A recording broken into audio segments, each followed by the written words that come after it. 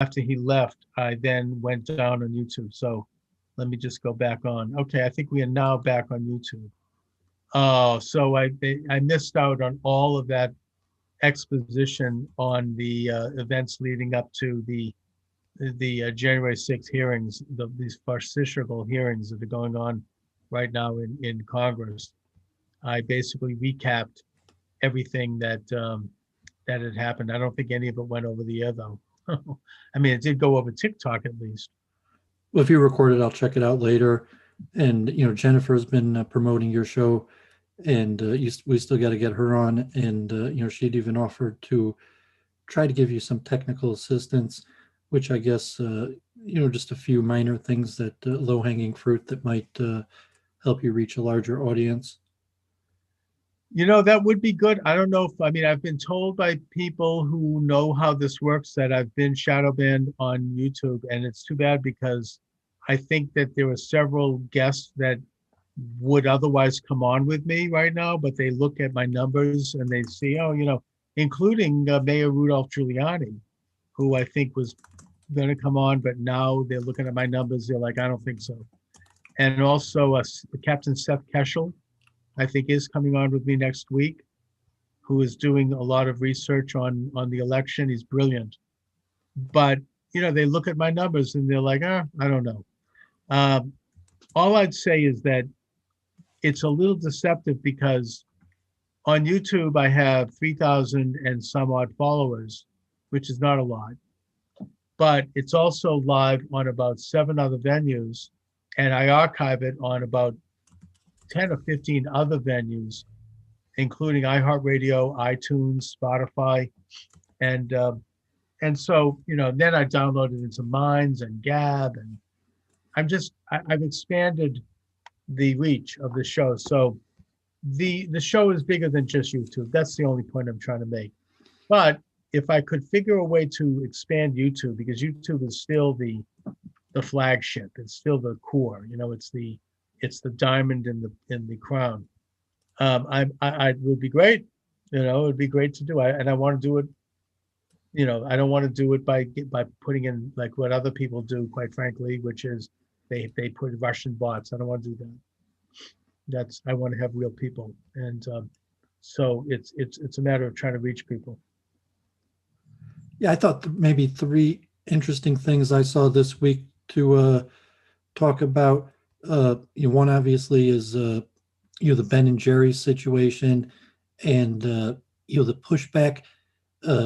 Israel, they even had like a vote in Knesset. I think like 90 members signed paperwork, and then Ben and Jerry themselves did an op-ed, and they said they support not selling in the so-called occupied territories. And then there's going to be this pushback of trying to give punitive actions against Ben and Jerry for their boycott, the counter boycott, and then also COVID-19 numbers are ticking up. Israel, there were over 2,000 cases the last 3 days. I think next week they're going to start the 3rd jab, and the uncertainty of what's happening. And here in America, the numbers are going up, and blaming it on the unvaccinated. And I'm saying I'm unvaccinated, but I'm not harming anybody. I keep social distancing. I wear a mask. I'm not keeping the pandemic going on. I'm extremely careful. And it could be there's a lot of people that aren't so careful, but you're just kind of this attack on people that you're saying the only reason the pandemic isn't over is because people aren't getting vaccinated, which to me is just faulty science and false. And if you want to talk about that, and then also this Israeli activist Rudy Rachman, who just got released from Nigeria, and he was trying to make a movie about called "We Were Never Lost," about various so to say indigenous Jews, and he was trying to make a documentary on the Igbo in Nigeria, and he was arrested and held in Nigeria prison for 20 days, largely on suspicion of trying to incite a revolution. And I did some research. I'm not sure how familiar you are with Nigeria, but Israel supplied weapons to the Biafra, or whatever these Nigerian separatists who a lot, who the Igbo are part of, and a lot of them claim to be Jewish. And in like over 1 million people died in that war. Oh yeah, sure, in the 60s. And Israel was a weapons supplier to the Igbo. And so the case now where you have Islamicists that have leading power, that they just arrested these Israelis on suspicion of inciting a revolution. And maybe you relate that to when I lived in Matthews from Jamaica, we talked about Marcus Garvey and kind of like Nation of Islam, but Black Israelites using Judaism as kind of like a war call.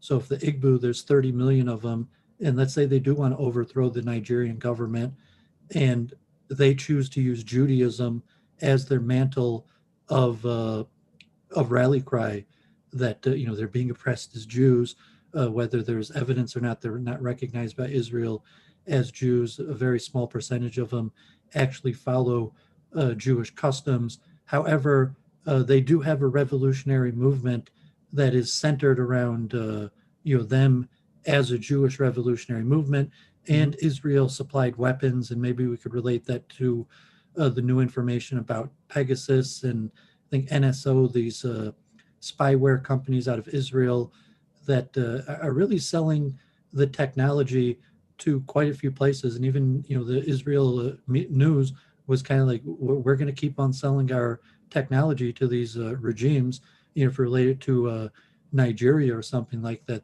Like yes, Israel is one of the biggest weapons dealer in the world. That is one of the things that Israel does best economically.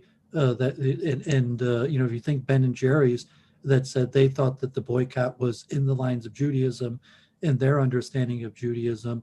And if you're going to say like, well, why'd they have this nice young Jewish boy who went to Columbia thrown in prison?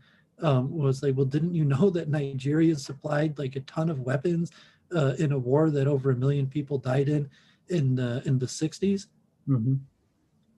Well, so any of those points no, about all right. Let me just COVID-19. I'll talk a little bit about what I know, which is not a lot, at least as far in terms of Nigerian politics. But what I can say definitively is that I will never have Cherries Garcia again. Ben and Jerry's to me is past. Not that I need it anyways, right? I need ice cream like the Pope needs a mezuzah, but that's putting that aside. I'm done with Ben and Jerry's. I mean, to me, they're feckless and they're ridiculous, and they're caving into radical, leftist, garbage. And if they're going to boycott Judea and Samaria, they're hurting Palestinian and Jewish businesses there. They're hurting what's actually economically somewhat of a growing movement of cooperation between Jewish and Arab businessmen. And I say a pox in their house, they should mind their own goddamn business. They're being pushed by people like what's her name, Sassor, and other radicals, and the sort of the intersectional crowd. Yeah, they came out pictures of them together. But what about the punitive actions? Saying should people who are pro-Israel start trying to take punitive actions against Ben and Jerry, start trying to boycott them, start trying to crack down with the U.S. law, or just say they're wrong, let them do what they do? They can do what they want illegally. I mean, they can boycott whoever they want. I don't think the U.S. government needs to get involved. But as a Jew, I will never, and as someone who's pro-Israel, I will boycott them. I'll never have their product again. And I would tell others who feel likewise to do it as well.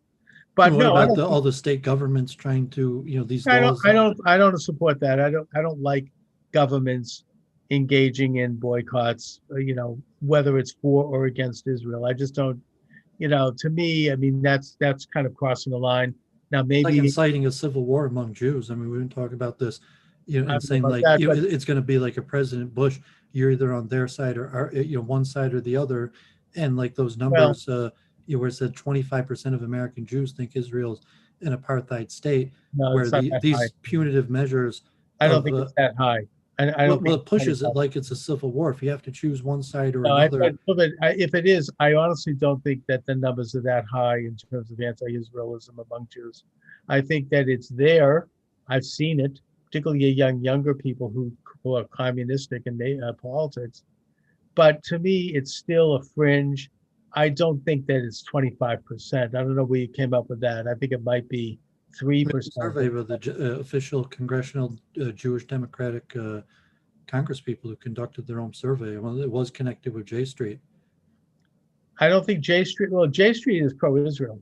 And I think that even though I don't agree with. There's own survey of Jewish U.S. congressional members. I don't think J Street refers to Israel as an apartheid state. I'm saying there's a survey that they conducted and was in all the periodicals. Oh, is that right? I mean, some people are claiming it was a false survey, but I mean, it was an official survey all right, well, conducted by Jewish Democrats. So maybe who did they survey? I mean, I don't know. They surveyed like 2,000 people, and was it a but I can see that. I think it's these punitive actions that you're saying. Okay, it's just like you're like Paul, you're calling me. It's like, okay, like people are, they're scared that I'm an anti-Semite, and people want to take punitive actions. It increases the Jewish civil war, and like I said, like Adam Green or something. Enough times you call someone an anti-Semite, no, I'm the not person saying, just can be like, okay, I am an anti-Semite.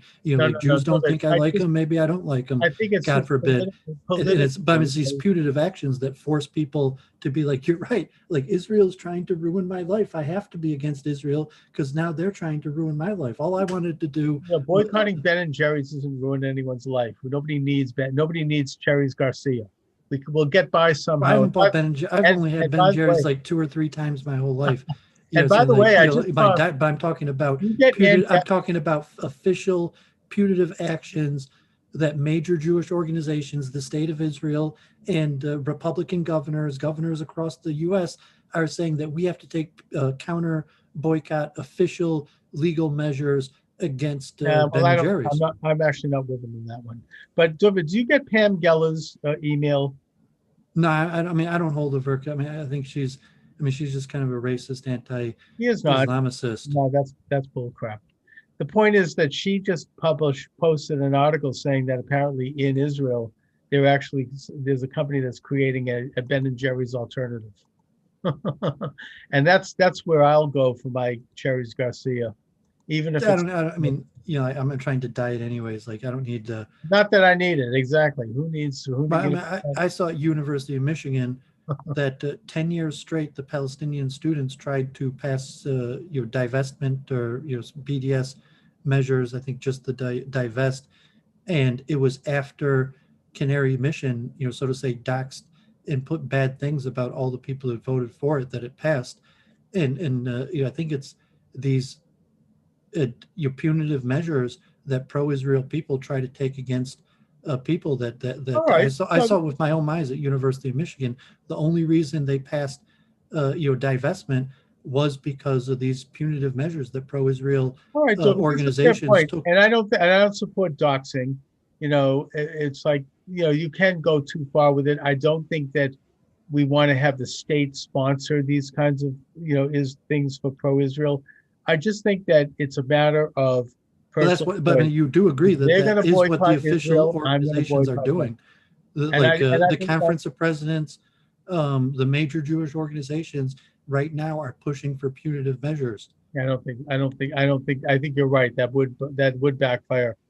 I'm saying they are doing it. You're saying it is backfiring, and I would agree with you. I don't think it's productive. It's better to simply say, if you're going to boycott Israel, I'm going to boycott you. And leave it at that.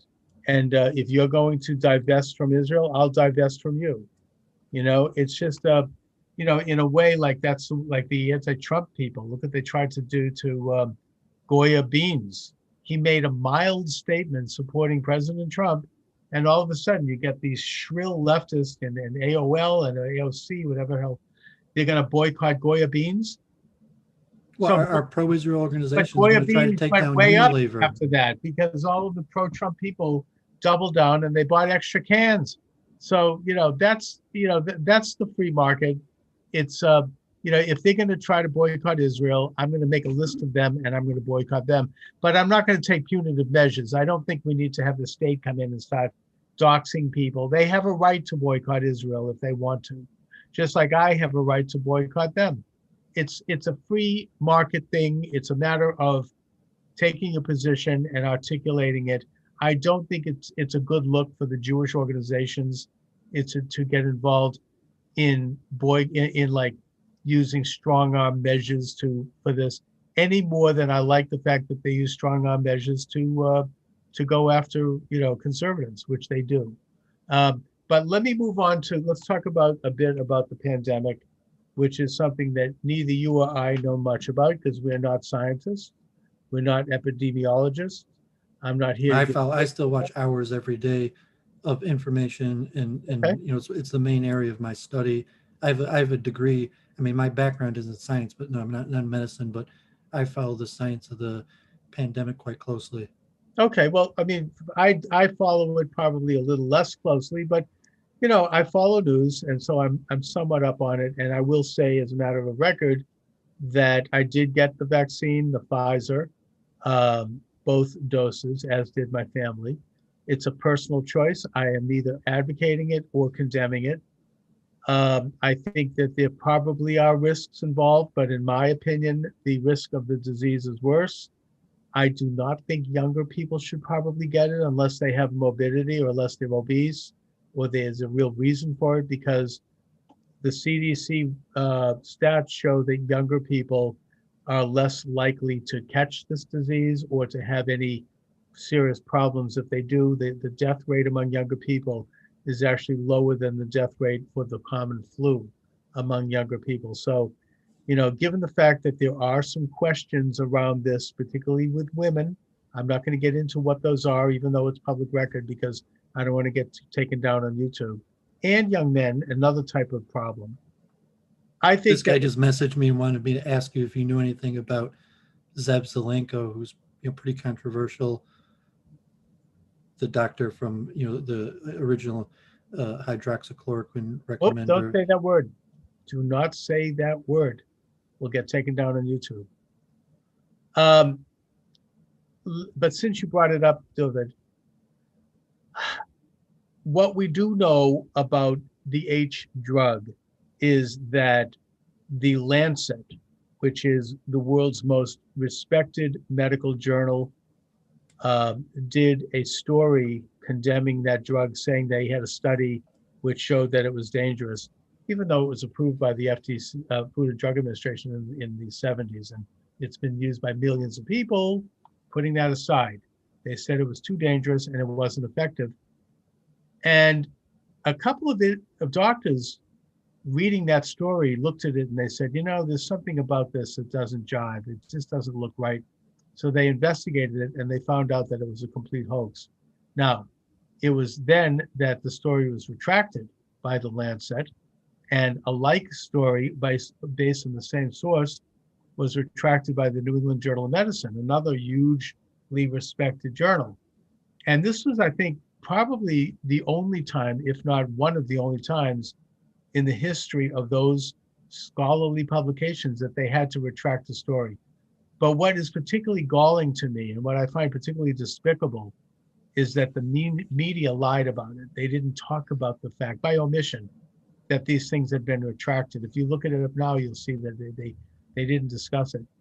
And the result was that the H drug, which President Trump, by the way, was taking and said so publicly, and which is used all over the world, it's not perfect, but apparently it's effective to an extent, was withdrawn from the market. It was thrown out. And so there is no alternative than the vaccines. Now, I'm not saying there's anything bad about the vaccines. I've heard the horror stories. I don't buy that. I'm willing to take the risk. I've taken it myself. But even if the vaccines are good and effective, it seems to me to be conventional medicine that we would also have our medical establishment examining and researching alternatives, including regular medicines, things to improve your immune system, things over the counter, things like vitamins and whatnot that can help, reduce the dangers around the disease and the effects of the disease if you do, unfortunately, or unfortunate to get it. And that hasn't happened, and I find that very suspicious. I also find the whole subject of gain of function suspicious with regard to Anthony Fauci. There's a book that's going to be coming out about that very soon by Robert F. Kennedy, I heard him interviewed on with the War Room Pandemic with Steve Bannon. Excellent show. I recommend it. And he laid out just how he's been involved in this whole insidious grant giving movement where, different organizations get huge millions and multi-millions of dollars if they play ball in a certain way, and other people get cut off at the knees. And that one of those organizations was the Wuhan Lab, and that you had them engaging, according to his own testimony, in gain of function research, which means that they took a virus that was only transmissible through animals and they isolated it and experimented on it to the point where it could then transfer to humans. And that, to me, if that's true, and a lot of scientists in increasing numbers now believe it is, that to me is the biggest story since Mengele. I mean, that's evil. That's like, I mentioned, because I had warned you that last year before the fall that it was going to get worse, and then in December time that it was going to get worse, and it could still be the worst is ahead of us. And the importance of no question, is it a bioweapon? And like Dr. Fauci was just saying, like, he was always right. He was always telling you what the science would change was the virus and the Delta variant. And you say, well, if it was a weapon and it was purposely designed, the Delta variant was probably also purposely designed as a weapon. And if we don't know who did it, and they might still be doing it. And the Delta variant may have been purposely designed, and there might be another variant, God forbid, coming that's much worse. And then also just the science, if they take the general scientific understanding that it's just evolution and mutations, that we have never had an effective cure for coronaviruses. And so to believe that these mRNA vaccines that are new emergency use technology are going to beat something that we've never beaten before is not really scientific. And then scientific, it would be to assume that the coronavirus is just going to keep on mutating and keep on beating these vaccines because coronaviruses have been around a long time, and we've never had vaccines to beat it. And then the question, we're never going to get rid of it, but I think conventional medicine says that a nation or a society can reach herd immunity, and the vaccines, I think, can contribute to that. I'm not against them. Vaccines have been used in the past to contribute to herd immunity in diseases and even eradicate. Not coronavirus. I'm saying, for like measles and smallpox, but that's right. Coronavirus that causes the common cold. They've been trying to come up with vaccines for decades to cure the common cold and have had no success. And then, why is China not being hit so hard? And so if you said that, what I said is that, China says vaccines are not the method to beat coronavirus. It's social distancing, masks, and travel restrictions, that you have to have harsh lockdowns and prevent travel until the virus isn't circulating, and that vaccines won't beat it. So that's what China, if that's true of it, then look, but that is what it appears that China, that's what China's right. doing. No, and I think that, and China doesn't appear to have a major outbreak.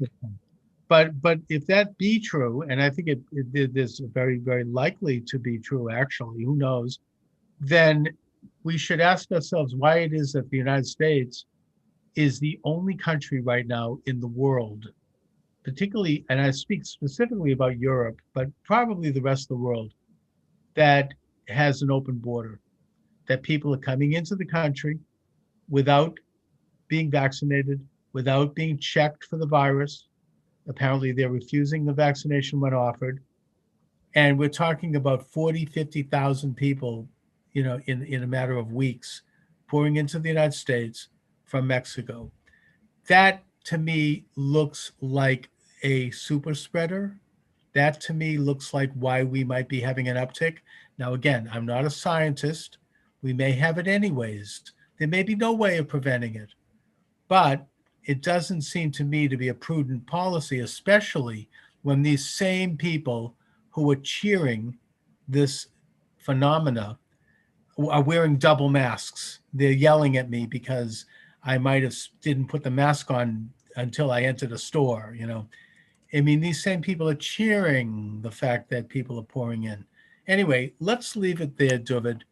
Let's move to the third Related topic. to that you mentioned, I mean, Yeah. when you get back to Nigeria and Nigeria, Israel that's taking right. the role, but what is this information coming out about Biden backtracking and all of a sudden secretly deporting people without telling Democrats he's doing it? I haven't heard that, but if he is, and I say all the power to him. Anyway, David, but as far as Nigeria goes, my only You want to go thinking back that to the 60s when Israel officially yeah, decided to take a the stance Biafra in the Civil war War. there and I supply did not know that. weapons? Yeah, I didn't know that It was Israel was actually involved. debated in the Knesset. I mean, it was I don't officially think that the voted on all in the right. Knesset to whether I to don't supply deny it. weapons. If they did, they did. And I don't know if it's so much. I don't think is Israel more. It's not that they supply weapons; it's that they supply cyber technology and they supply trainers and experts. Well, we related to the later stuff with Pegasus and the Khashoggi murder, but no, I mean, Israel also directly sells weapons, and in 1966, they gave actual mortars to The Biafra, The Igbo yeah, separatists, yeah. the Christians versus the Muslims, largely that Well, wait, no, it's not quite. Wait, wait, And we're talking actual mortars and missiles so that I don't Israel think that. supplied. Yeah, I don't think it quite breaks down that way either. Because first of all, the Just straight Biafra. on Wikipedia, I was saying All like right, well, wait a minute. it was voted on in the Knesset. No, that I agree. But the Biafra, just to give a little what I do know, which isn't a lot, but Biafra was not trying to have a revolution. They weren't trying to take over all of Nigeria. They were a separatist state that bordered Cameroon. They tended to be the wealthier people in Nigeria. They were a little bit more educated, intellectual. I think Lagos is in Biafra. And they fought a several year civil war to break away. It was like a secessionist movement, similar to the American Civil War. And now you're saying that Israel supplied them? I don't doubt that. Israel and I will France, say and then that The UK and Russia UK were also. supplying the main Nigeria, and Israel and France. But it wasn't like Pegasus where it was digital stuff. It was actual missiles. Okay. And also, it wasn't quite a Christian Muslim thing because Nigeria is an overwhelmingly Christian But if country. they say it's Jewish, and whether we consider him Well, Jewish or wait a not, minute. Let me talk about that in a minute. But right as we speak, Nigeria is an overwhelmingly Christian nation. It's an Anglican nation. The English colonized Nigeria. But the Muslims have that area only in the north, which is a more desert part of Nigeria. And that's where you have the the Boko Haram and the Tonic tribesmen and somewhat of a radicalized group. But the majority of the country, I think something like 85% of the country is Christian. Now you say that the Igbos have a tradition of going back to the Old Testament, the what we call the Torah, the time of King Solomon. There's a lot of legend there that when the Babylonians destroyed the first temple, some people, rather than going into Babylonia, they went south and crossed into what is today Nigeria, and that they have maintained a certain identity of and practices of Judaism.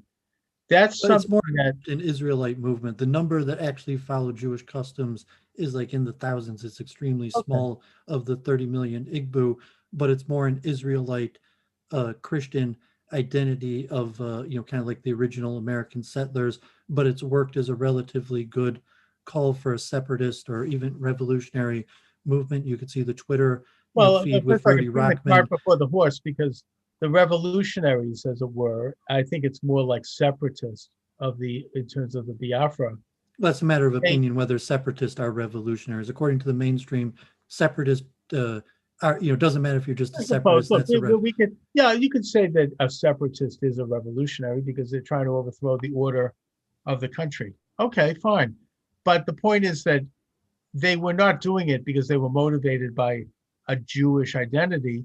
They were doing it, and maybe they had a Jewish identity as part of how they saw themselves.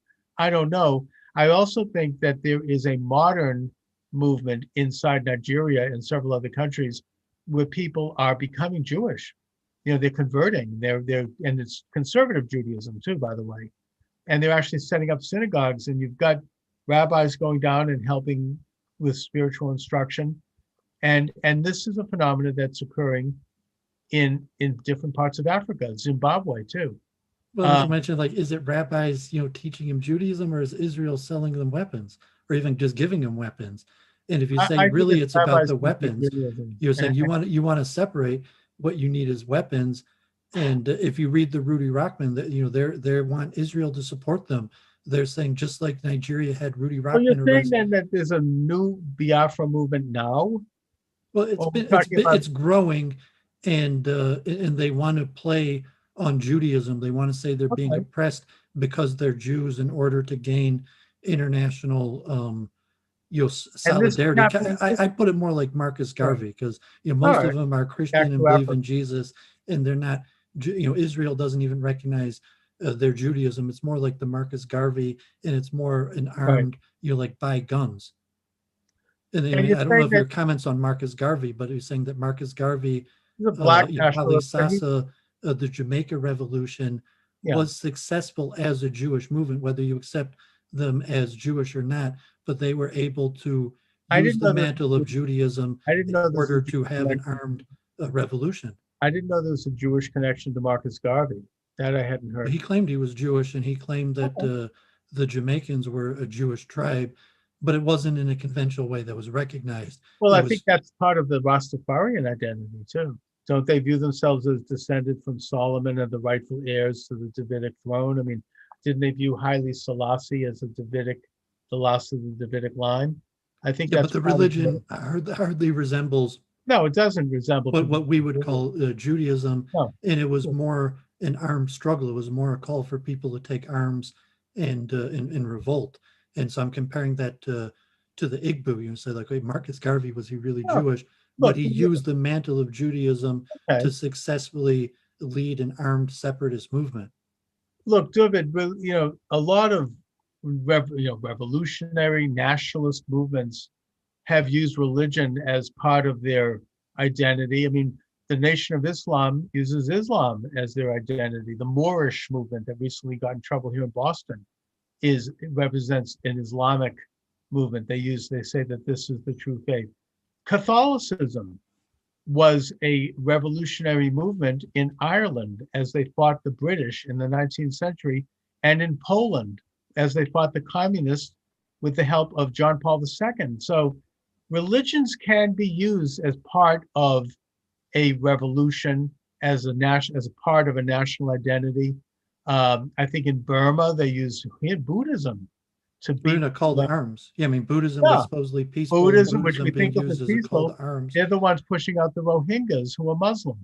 So, you've got religion as becoming kind of when religion, I suppose, becomes part of a state identity, it can be used in that way.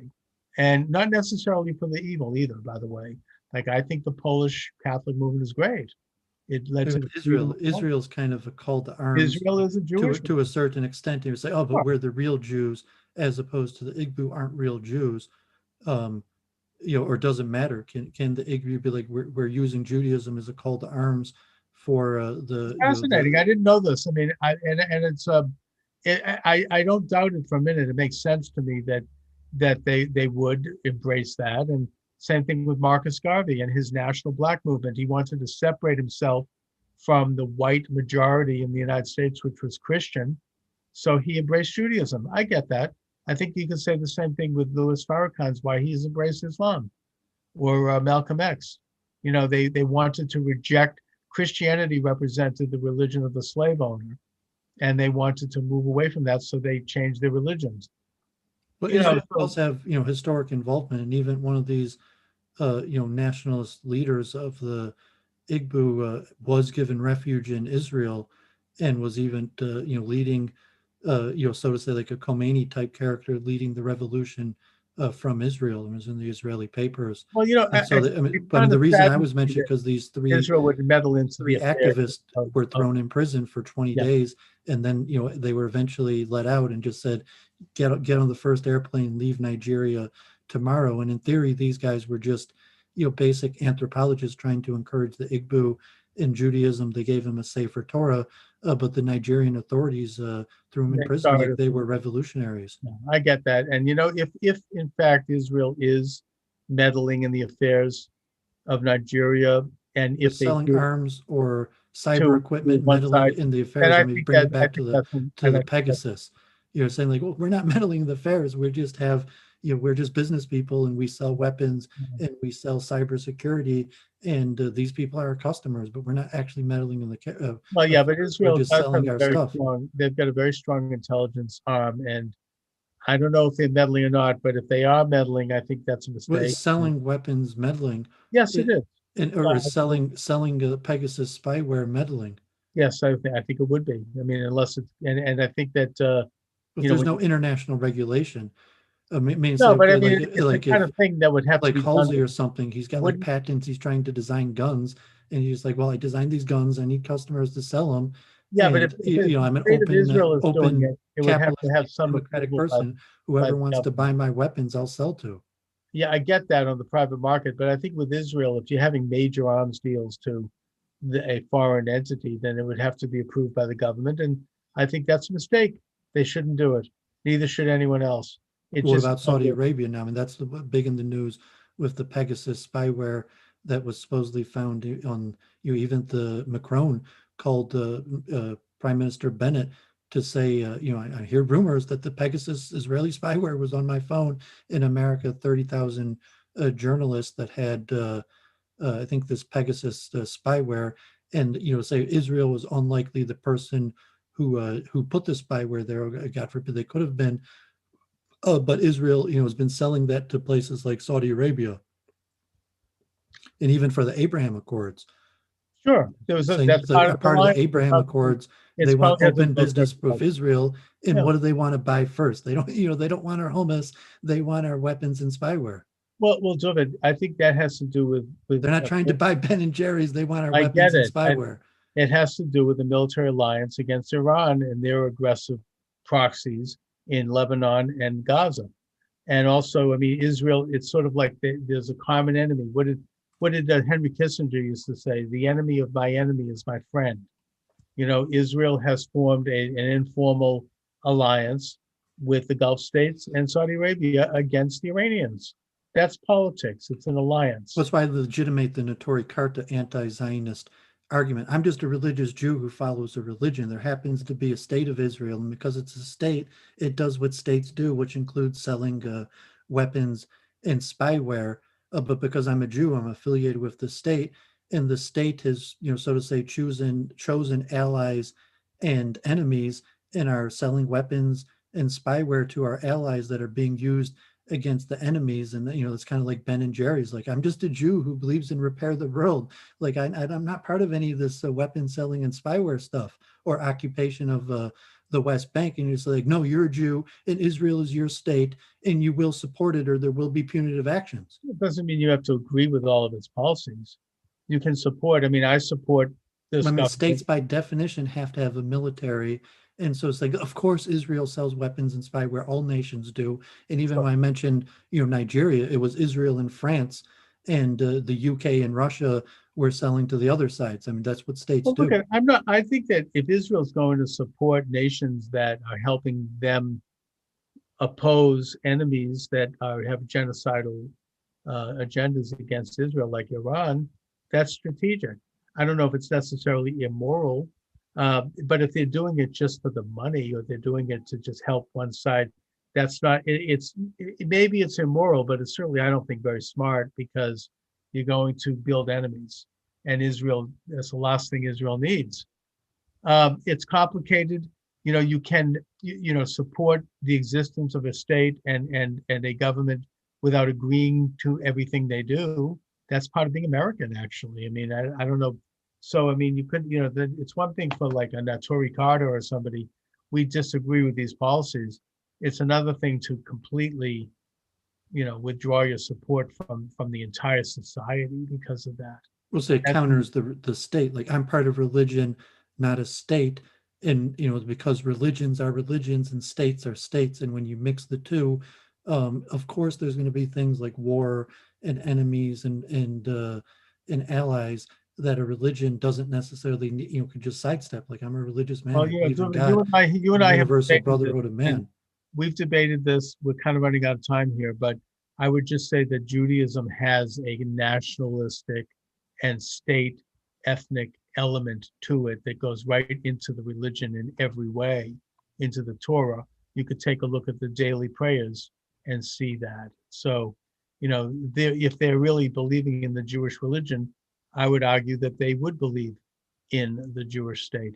Anyway, Like Marcus David, Garvey, can the Igbo say, like, we're creating a Jewish state in Africa? I know there's Jews and there's Israel, but we're using creating Jewish, a Jewish state in Africa. We're calling ourselves Jews in a Jewish state. fine, and all the power to them. Anyway, David, what do you have coming up on your show? Oh, so next week, maybe we'll take next week off, is the big annual Science of Consciousness conference. And that's, the Church of Entropy. Jennifer, the main thing we talk about is the science of consciousness. And we each have our, theories. And me and Charles talked about it related to the satanic conspiracies. A lot of these things, like how does the mind work? What motivates people is really a question of the hard problem of consciousness. So actually, two secular Jews, Stuart Hameroff and Roger Penrose, who got the Nobel Prize. So, since Roger Penrose just got the Nobel Prize, this year's Science of Consciousness Conference is going to be almost completely on the Penrose theory, which is orchestrated objective reduction, which is, complicated, like the Schrodinger's equation and quantum reduction, and how quantum mind might produce consciousness. So that's Tuesday through Thursday in Arizona. I think Pacific time is the California. That's 3 hours earlier. I think Arizona's Mountain Time, if I'm not mistaken. Well, you said Pacific time, so it's 9 to 12:30 each day Pacific time. So that's probably 12 to 3:30. So I signed up. I'm going to be on the Zoom call, and I'm actually planning, because I was telling you I don't stream much because like I'm not a media person. I have my research, but this is the main thing I'm researching, and so I plan on doing a post stream every day, Tuesday to Friday, probably like 4 to 6 or so, on the Science of Consciousness conference. So I'm looking forward. I spend hours every day for a few years now, like in my whole childhood. That's really kind of what I always thought about, like what motivates us, what causes thought, and even the Kabbalah aspects of the origin of the soul. So these are really top scientists, and Penrose is an anesthesiologist who came up with these microtubules and nerve cells that he thought could be a quantum receptacle for this phenomenon that Penrose talked about. So they have one of the top theories on the quantum mind and possible solution to the hard problem of consciousness. And they have experts from all over the world, and seminars, and talking about the Big Bang and various things. And so I'm going to be on the call probably each day for 3.5 hours, and then do a post show. So if anyone's interested, so you're doing commentary afterwards, right? Yeah. So the call, it's 9 to 12:30. And is that going to be on YouTube Live? Is that how you? I'll do that YouTube. It's a private Zoom call. The Science of Consciousness conference is free for anybody to attend, and it'll be on Zoom each day from 12 to 3:30 Eastern. And I join time. it as by Zoom? Yeah, maybe I'll drop in. I'll send you the link. I'm saying for the Penrose Hameroff conference that's open. I'll Facebook you the link right after, and if you want to sign up, there's usually like 100 or so, mostly scientists, and actually top scientists, PhDs. So there are a handful of people like me and you who aren't really neurologists or anything, but just really like the topic. And you probably even ask questions. There are going to be seminars for 3 hours, and then question and answers the last 30 minutes. And hopefully I'm going to try to get some people to come on my channel, and I'll invite people, and maybe I'll even be able to get some famous scientists to come. So I'm looking forward to that. Excellent. And I'll Facebook you the link right after this. So if you want to sign up for that. So next week, maybe we'll take the week off. All right, David. So great. Good luck. Thank you. I'll look forward to hearing from you. By the way, my sponsor is myself, The Satanic Conspiracy. Check it out on YouTube. Are you writing a new book? Are you in the middle of a new book now? I'm working on a book. I'm studying sociology. I'm getting a degree in sociology. So I'm writing a little bit about how sociology is taught, what it is, with the idea of developing a conservative sociology. If you want to capitalize on, I mean, 'cause you're writing regular pamphlets, something on like critical theory, critical race theory. Well, is that's probably part of what I'm timely. writing about. Yeah, I'm doing a deep dive into the 1619 project. Lipton Matthews just had, I'll forward that also. He just Thank had an you. expert on, debunking the 1619 project. Great. I'm all for it. All right, David. Thanks a lot. Talk to you soon. Okay, great.